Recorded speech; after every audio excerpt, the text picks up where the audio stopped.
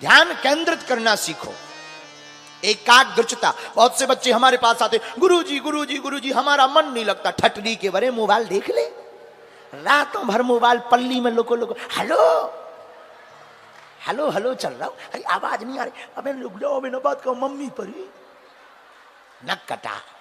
अब रातों भर तुम हेलो हेलो कर रहे, कह रहे गुरुजी मन नहीं लगता है, ठटरी के बरे।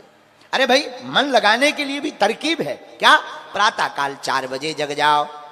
गोस्वामी तुलसीदास जी कहते राम जी के बारे में, प्रातः काल उठ के रघुनाथ,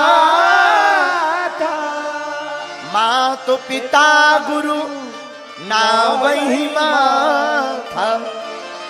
जिन बच्चों की याददाश्त कमजोर हो, जिन बच्चों को पढ़ाई में दिक्कत जाती हो, जो बच्चे भूल जाते हो पढ़ने के बाद, वो आज की कथा ध्यान से सुन ले।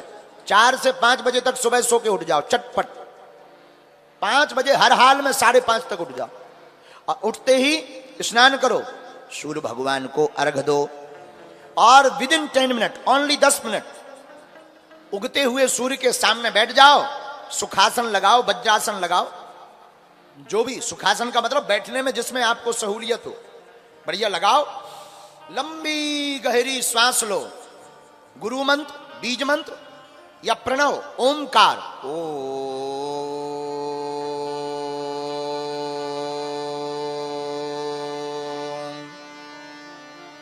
लंबी गहरी सांस लेकर सूर्य की तरफ देखते हुए या नेत्र बंद करके अपने दोनों भवों के बीच में आज्ञा चक्र पर ध्यान केंद्रित करके पढ़ने वाले बच्चे को रोज 10 मिनट तक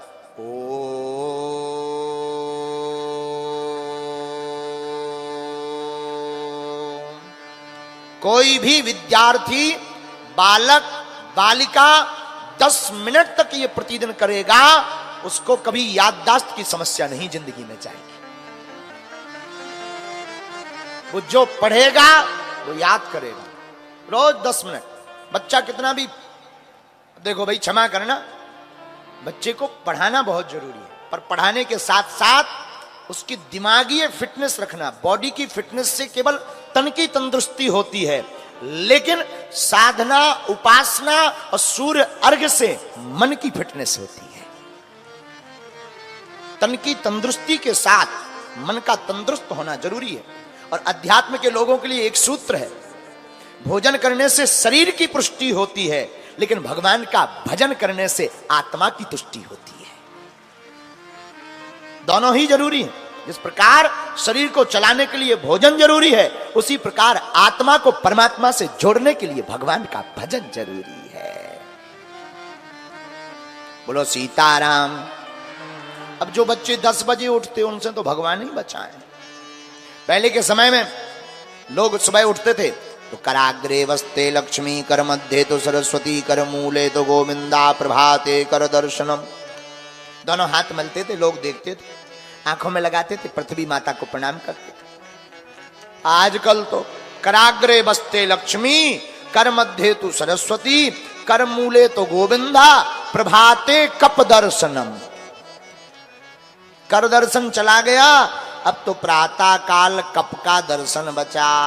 पड़े ही पड़े, चाय ले आओ, 2-2 बेर चाय गरम हो जब नींद खुलल। बोलो सीताराम। जोर से बोलो। पढ़ने वाले बच्चों को ये आज की कथा की बात मान लेना चाहिए। जो बच्चा इस रास्ते पर चलेगा, पढ़ेगा, बढ़ेगा, क्षमा करना, बाप के नाम से तो बहुत बेटा बेटियों को जाना जाता है, पर अच्छा और सच्चा बेटा बेटी वही है जो बाप के नाम से नहीं अपितु बेटा बेटी के नाम से पिता को पहचाना जावे। पिता के नाम से तो बहुत लोग जाने जाते हैं, पर इसमें तुम्हारी क्या महिमा?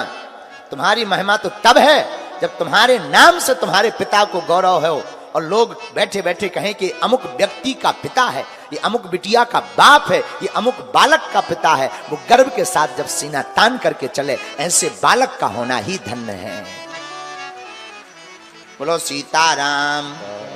परंतु प्रण तो लेना ही पड़ेगा। तुम सोचो कि हम मोबाइल भी चला लें, हलो भी कर लें, सो भी लें और पढ़े भी ना और बाप को नाम रोशन भी कर दें, असंभव है। नियम का पालन, सतमार्ग पर, अध्यात्म को स्वीकार करके आगे बढ़ना ही पड़ेगा। बोलो वृंदावन बिहारी लाल की जय, गौ माता की जय।